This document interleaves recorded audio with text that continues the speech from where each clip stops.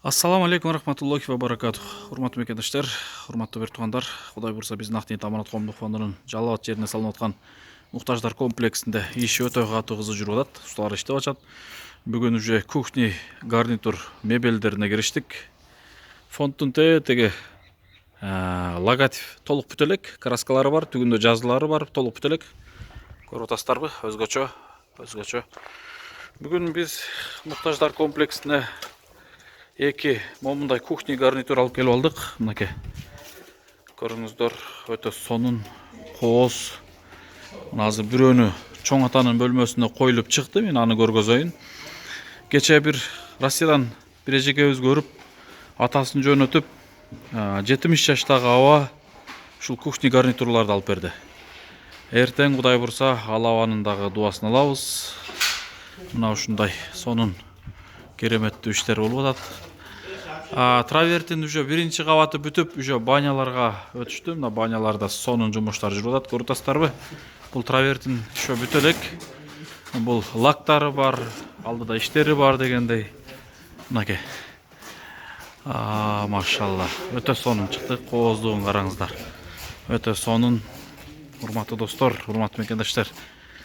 Шунчалык сүйүнүчтөр болуп атат. Азыр гарнитурду койгонун дагы бөлүшөбүз сиздер менен. Травертинди көрүп атасыздарбы? Монолиттин астындагы потолоктор да бүтө элек эле, мына кече буну дагы бүтүрткөнбүз. Биз Бишкекте 3-4 күн жүрүп калдык. Закир агабыздын кызын Турцияга узатып, кайра ошол күнү эле больницага жеткен учурда 3 саат жатканда эле больницага өзү оор барды. 40,5 температурасы менен барды. Температура көтөрүлүп кетип түшпөй 37ге түштү, бирок кыйналып, кыйын абалда барды. 2-3 сааттан кийин чарчап калды. Ошол кичинтайды наристенин өмүрүн сактап кала албаганыбызга ушунчалык баягындай өкүнүп атабыз, кайгырып атабыз.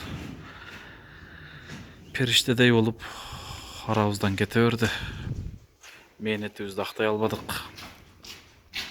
Жаткан жери жайлуу, топурагы торко болсун. Аллах таалам бейиштин эшигинин алдынан оозунан ата энесин күтүп турганды Алла таалам насип эткен болсун иншалла. Мынакей гарнитурларыбыз кирип атат. Ошентип 3-4 күн жүрүп келип калдык, бирок бул жерде иш токтогон жок. Мына ошол учурда ушул потолоктор бүттү, травертин биринчи кабаттары бүтүп, иш сонун алдыга жылып кетти. Мына көрүп атасыздар. Ушундай кооз иштер болуп атат мына. Машалла. Мынакей травертиндин саймасы, кооздугу тиги формалары өзгөчө ачып турат экен. Мен чоң атанын бөлмөсүн кайрадан бөлүшөйүнчү сиздер менен, Анан бул жердин дагы ошол бүттү. Биз Бишкекте жүргөн учурда кичинекей мындай кладовка сыяктуу кылып койдук. Көрдүңүздөрбү? Апишка кылып, лестницанын астын дагы жерди тек калтырбай жакшы кылайлы деп кладовка катары эме кылып койдук. Кудай бурса чоң атанын эми бул эшик кире беришинде кафели калды. Анан свет менен токторду берсек, мебелдерибиз толуп атат. Машалла. Мынакей киргизип көрөйүн. Бисмилля. Машалла. Мынакей достор, туугандар. Кухня гарнитурду тандаганыбызга карасаңыздар өзүнчө. Тыкайып, свети дагы потолок свет, обойго чак келип өзүнчө бир алтын түскө жакыныраак свет экен. Сонун свет экен. Килемдерди чак келген караңыздар. Бул мына жаткан килем сырттагы прихожкага коюлат. Ошол жерге деп алынган. Диванды караңыздар, сонун кооз. Мына эжебиздин төшөгүн алып берди. Ушул диванды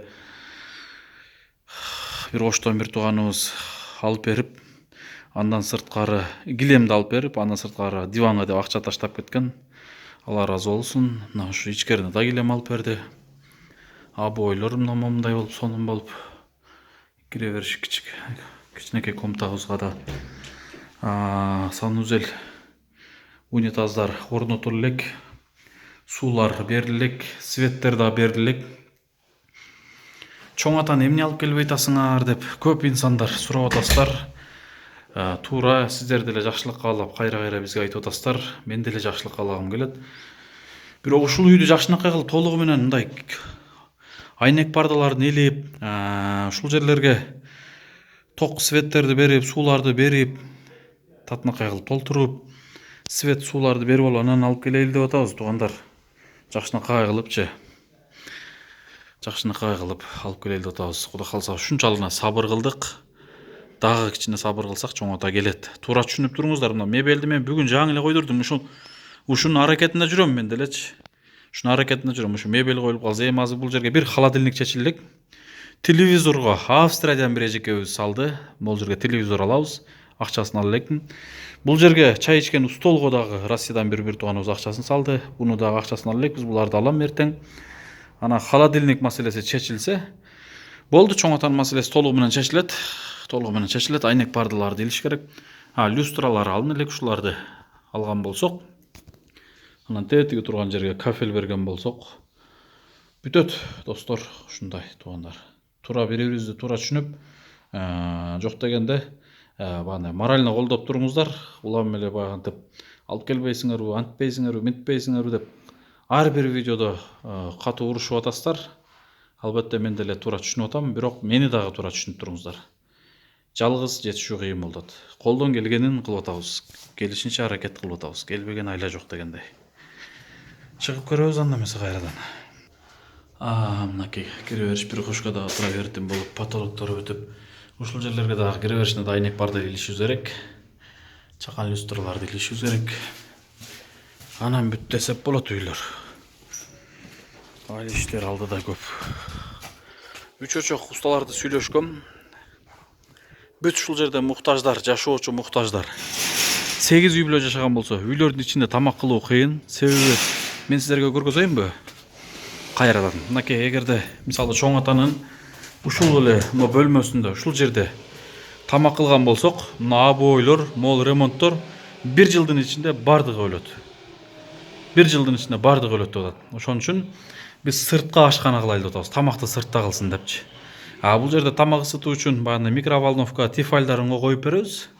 Бирок тамак пышыруу үчүн, тамак даярдоо үчүн сыртка кайсыл жака? Мына бул жерге.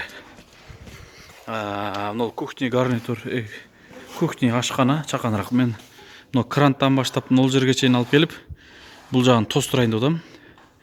Ачык пластик айнек менен тостуруп, тоскондон кийин ошол топканын печка, паровойдун печкасынан бул жагына каратып Г формада бир 5 көздүү, бир чоң казан, бир самовар, бир печка, анан майдарак орточо бир 20-30 литрлик казандан 2-3 коюп берсек, тизип, бул жерди тосуп койгон болсок, ушул жерде тамак ашын кылып, жакшынакай оокатын кыла берет. Анан мен бул жерге уста сүйлөштүм.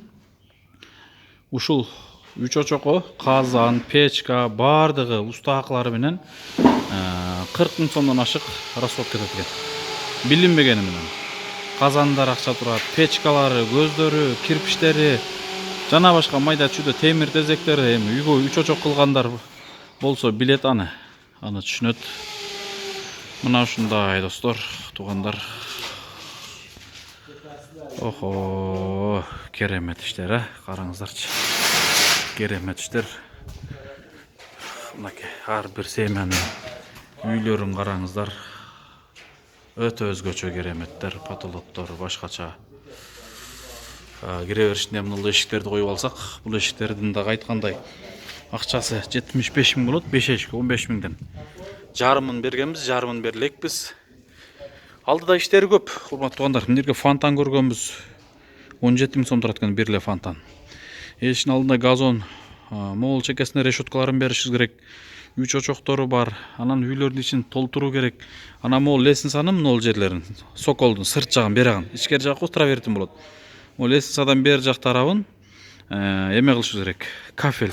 Кафель жумуштары да көп. Мына ушул 3 лестницанын берки бетин, андан сырткары банянын ичин, очокко 3 очоктордун беттерин бүт кафель кылышыбыз керек. Кафелдин да иштери көп. Колдон келип калса, мүмкүнчүлүк болсо, мына лестницаларда кафель кылышыбыз керек. Лестницаны кыла албасак дагы, бирок ичи сөзсүз кафель болот, мына ичи. Азыр алдыда ушул иштер калды. Анан толтуруу иштери бар. 18 комната болгон болсо, 8 үй бүлөгө 16 комната. 16 комнатага 16 люстра. 16 комнатанын 10 айнек пардасы бар. 6 айнеке айнек парда. 16 айнектин 2 үйгө чоң атанын үйүнө эле килемдер чечилди. Калган 14 үйгө 14 комнатага килемдер, паластар. Андан сырткары азыр 2 бөлмөгө гана кухня гарнитур коюлду. Калгандагы 6 семьяга кухня гарнитур. 8 семьяга 8 телевизор, 8 холодильник коюшубуз керек. Мынакей азыр биз 0 комнатага коюп алып атабыз буну. Машалла, мынакей. Көрөбүз. Мынакей керемет иштер, сонун. Бул кухня гарнитур да өзгөчө. Кеч атайын ушундай жашыл түстө свет тандап алдык. Жашыл түскө бир эле биз эмес, бүт мусулман бир туугандарыбыз жакын болуш керек. Себеби бул жашыл түс пайгамбарыбыздын эң жакшы көрүп сүйгөн свети. Жаннаттын белгиси. Бул бөлмөнүн жасалгоосун көргөнсүздөр, караңыздар, обойлор өтө өзгөчө. Потолоктору да өзгөчө. Чындыгында өтө өзгөчө. Мынакей.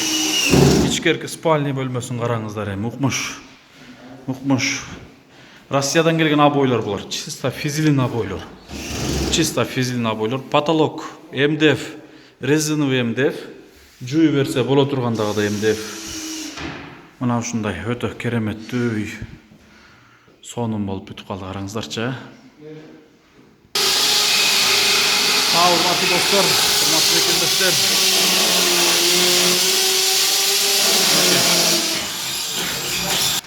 Мынакей установкасын кылып атат. Эми биз бул жерге мына жекесине холодильник коюп беребиз. Бир холодильник ушул жагына коюлат. Бул жерге бир телевизор коюлат. Бир семьяга бир телевизор, бир холодильник, бир кухня мебель коюлат. Анан бүт палас килемдери, айнек пардалары, идиш аяктары толугу менен толтурулат. Кыскасын айтканда бир кабат кийим менен келип жашайт, иншалла. Кылсаң сонун кыл дейт го иште. Майын чыгарып, Аллахтын ыраазычылыгын табуу үчүн жакшылыкта жарыш керек, колдон келишинче аракет кылыш керек. Мына ушундай достор, калган үйлөрдү деле көргөнбүз, бир сыйрамдай көз чаптырып коюн. Мынакей. Бул жактын деле жасалгоосун көргөсөңүздөр керек, балким жаңы көрүүчүлөргө. Россиядан келген чисто физилин обойлор. Потолоктор атайын мындай кыргыздын орнаменттери жасалган. Кооздукта кеп жок, чындыгында. Керемет иштер. Мына ушундай достор, туугандар. Бизден медиа тармагында кызмат кылып аткан Закир агабыздын үй бүлөсүнө терең кайгыруу менен көңүл айтабыз. Дагы да ушул эфир аркылуу болгондо бизге дайым кызмат кылып берип жүрчү билесиздер. Азыр тилекке каршы телефондо тартытам. Бул бөлмөнүн да жасалгоосун көргөнсүздөр, керемет, мынакей. Укмуш тим эле жасалгасын. Обойлорду караңыздар, потолок бири-бирине чак келгенин караңыздар, ушундай урматтуу кыргыз элим, урматтуу мекендештер, ар бир колдоочулардан Аллах таалам эки дүйнө ыраазы болсун. Рахмат сиздерге. Шунчалык терең ийилип тазим кылабыз. Элден айланса аздык кылат. Эл бар экен, журт бар экен. Биздин канчалаган иштерибиз бүтүп атат. Биз буну 1-2 жыл мурун эле мындай жомок катары кыялдан ойлонуп жүрчү элек. Кудайга шүгүрлөр болсун. Жанагы жаштын кыялын берет дегендей. Аллах таалам ошол ниетибизге, кыялыбызга бир паста жеткирип койду. Караңыздарчы, сиздерди себепкер кылып отуруп, сиздерди колдотуп отуруп, сиздердин көмөгүңүздөр менен мына ушундай чоң келтейген 8 үй бүлө жашай тургандагыдай иш орду менен муктаждар комплекси салынып калды. Караңыздар. Намазкана бар, эшигин алдында могул жерде кичинекей балдар бакчасы бар. Могу площадь өтө чоң болуп турат го. Бул жер ушунун баары ушундай стяжка ойдон калабы деп таң калбаңыздар. Бул жер решетка болуп могул жерге чейин келет дагы. Ичине багандай даяр паласка окшогон резиновый газондор болот экен. Ошондой коюп, чаканыраак балдар бакчасын кылабыз. Бул жерге фонтан кылабыз, нар жагына газон, жашылдандыруу бактар коюлат. Кыскасын айтканда, кооздукка дагы сонун жасалган, иншалла. Проекти да ушундай чийгенбиз. Мына ошол проекти боюнча иш кылып атабыз. алыбыз жетпей калса да аракетти кылып атабыз. Мисалы ичин толтуруу деп башта проектти ниет кылганбыз, ошол боюнча ишке кетип атат. Иш эч качан өзгөргөн жок. Тескерисинче аркага эмес, алдыга карай өзгөрүп атат. Сыртын мисалы синежок эле кылабыз дегенбиз, сыртын травертин болуп кетти. Ушул травертине жардам берген бир тууганыбыздан да Алла ыраазы болсун. 120 000 сомдук расходун бир эле инсан көтөрүп берип койду. Мына, машалла, Алла ыраазы болсун. Аллах таалам тапканыңызга берекесин берсин, үй бүлөңүзгө аманчылык берсин. Мына сиздердей инсандардан элибиз үлгү алсын иншалла. Дагы да беришен колдорду көбөйтсүн Аллах таалам. Берген колдон алган кол жакшыраак дейт го. Бул жашоодо бергенге эмне жетсин, муктаждарга бергип, кол сунуп, ошолордун дуасын алып жашаганга эмне жетсин.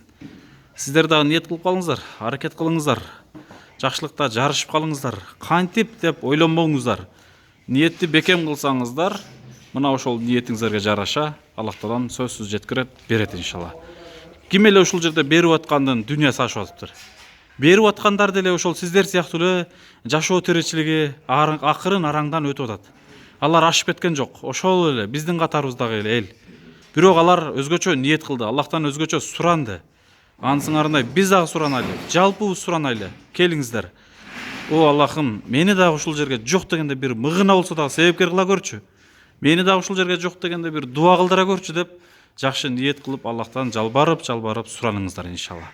Эгер сунуш суроолор болгон болсо, биздин WhatsApp Элсон байланыш номер 705 33 90 дайым өзүбүз алабыз. Сбербанк карталарды мен темага коем. Эрболот деп чыгат. Описанияда коюп коебуз бүт счетторду.